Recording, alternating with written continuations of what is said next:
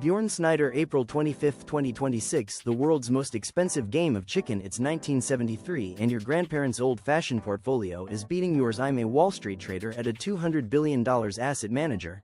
Every week I break down what just happened in markets, what drove it, and why everyone reacted the way they did. Think of it as the debrief you actually want to read, written the way I'd explain it to a friend over a beer. All thoughts are my own. Nothing here is investment advice. There's a negotiating tactic so old it predates Wall Street, diplomacy, and probably traces its roots back to Adam and Eve's first offspring. If you want someone to come to the table, make staying away more painful than showing up. For those of you with kids, like me, you know exactly what I'm talking about. Family negotiations are as commonplace as dirty dishes, overflowing laundry, and tick-tocking teens in need of an attitude adjustment. Dear child of mine, you want money to go get an ice cream after school with your friends? Come to the table, let's talk. You want me to pre-order the new Billie Eilish album for you before it drops? That's right, come to the table, let's talk. And here's the thing, Trump is trying it on Iran. Iran is trying it right back. And the Strait of Hormuz, through which roughly 15% of global oil demand flows every single day, is the table nobody's sitting at. The expected second round of Islamabad peace talks were a series of false starts all week. With the pace of on again, off again, headlines ping-ponging so furiously not even Forrest Gump with his Flexo light paddle would have kept up. Iranian negotiators informed U.S. counterparts through Pakistani intermediaries that they wouldn't be showing up because attending the negotiations is a waste of time. The IRGC, apparently feeling underheard, captured 2 foreign vessels in the strait and opened fire on a third. Iran's parliament speaker added that reopening Hormuz isn't possible while the U.S. naval blockade remains, calling it a blatant violation of the ceasefire terms. Trump responded by saying he could make a deal right now, but is willing to wait for an everlasting agreement and vowed to destroy any vessel laying mines in the strait. So, to recap, the ceasefire is technically holding. The blockade is on. The strait is functionally closed. Talks are in theory on again this weekend as Iran is starting to show intent.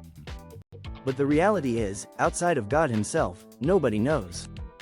In other words, perfectly normal diplomacy. Nothing to see here. The clock, for both Trump's midterm ambitions and the global oil market, keeps ticking anyway. $2.4 trillion. 17 sessions. And software is still grounded. At some point this week, someone on a trading desk looked up at the SOX semiconductor index and said, "Wait, is this real? Oh yes, it is." 17 straight sessions of gains. Roughly $2.4 trillion in market cap added. The names driving it read like a momentum screen that broke the model: CRDO plus 9.5%, MXL plus 9.2%, ALAB plus 7.8%, MRVL plus 6.5%, SITM plus 6.0%, ON and AMD each up around 50%. The SOX now trades at a 42% premium to its 200-day moving average. RSI is 82. Stretched? Absolutely. Broken? History says no. After runs like this, Semi's outperformance has historically peaked around 3 months later, which keeps the setup constructive through mid-June. The fuel behind it isn't mystery. It's the same thing it's been, AI demand, but the narrative has quietly matured in a way the headlines haven't caught up to yet.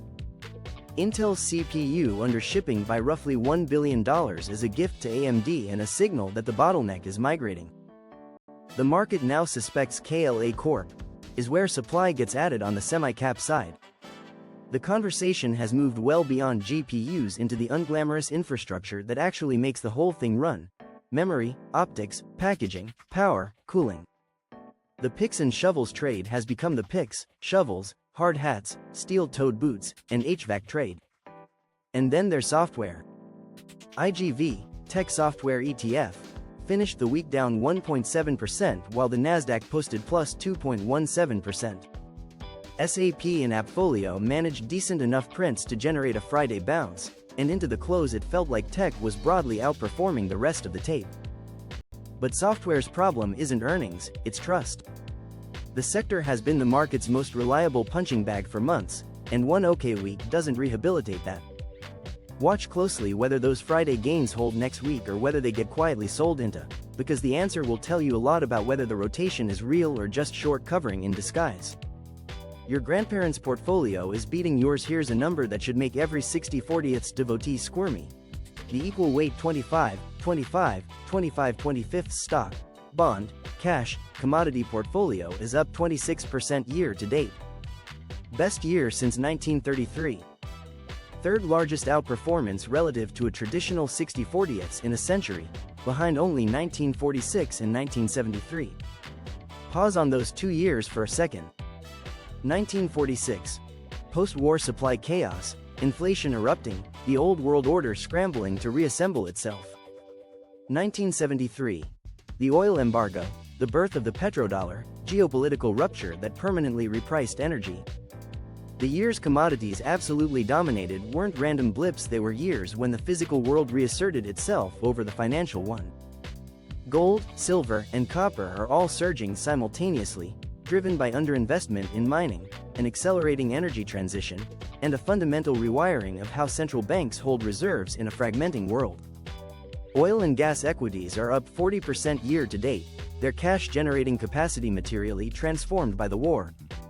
The asset class that spent a decade being dismissed as a volatility drag and an inflation quirk is now the best-performing slice of most balanced portfolios. A 26% YTD return doesn't get footnoted at an investment committee meeting. It gets a slide deck. And then a very uncomfortable conversation about why allocation to commodities has been so low for so long. Broke, miserable, and still swiping the card. Consumer sentiment numbers hit 47.6 in the preliminary April reading. All-time low. Not cycle low, all-time low. And yet March retail sales came in up 0.7% month over month. The consumer is, by any spending metric, still showing up. This is the great post-COVID paradox that refuses to resolve. Americans are simultaneously spending at a pace that would look fine in any prior cycle but feeling worse about their finances than at any recorded point in history. It sounds contradictory until you realize it isn't. High prices don't stop people from buying groceries and gas, they just make every purchase feel like a small defeat. You're not cutting back, you're just angry the whole time. That's not resilience. That's a hostage situation with a Visa card. The labor market isn't helping. Low unemployment sounds good until you learn the hiring rate is near historic lows too. Jobs aren't disappearing, they're just not being created. Nobody's getting fired. Nobody's getting hired. The economy is frozen mid-step, and people can feel it even when the numbers don't fully show it. Politically, the bill is coming due. This week's polling was uniformly brutal. AP, Nork and Reuters, Ipsos both showed Trump at second-term lows, with the Silver Bulletin aggregate at 39% approval and a net rating of 18.8, matching the nadir of his first term after January 6. CNBC's All-America survey clocked his economic approval at a 21 net, the lowest of either term, with sharp deterioration among independents, Latinos, and non-MAGA Republicans. A war nobody voted for, gas prices nobody can afford, and a consumer sentiment reading with no historical precedent. The midterms are shaping up to be a very expensive therapy session for the American electorate. The tape: the Nasdaq's plus 2.37% weekly gain flatters the tape. Strip out semis and it's a much quieter story. The SOX's historic run is doing the heavy lifting, and for now the AI infrastructure narrative is giving investors enough scaffolding to stand on. The halo trade, physical, capital-intensive, AI-resistant businesses, and the commodity complex keep quietly accumulating believers while software tries to find its footing. Oil is the thread running through everything else. Brent is back above $100, but here's the thing that should give you pause. Longer-dated 2027 futures are up only 17% while front-month contracts are up 43%. What's that mean? The market is still pricing in resolution. It's betting the strait reopens, the blockade lifts, and this whole episode becomes a historical footnote rather than a structural regime shift. Goldman estimates the disruption has already pulled 500 million barrels from global stockpiles, with a path toward 1 billion by June. Maybe the market is right. Maybe a deal gets done, Hormuz reopens, and everyone exhales. Or maybe we're in 1973 and nobody's ready to say it out loud yet.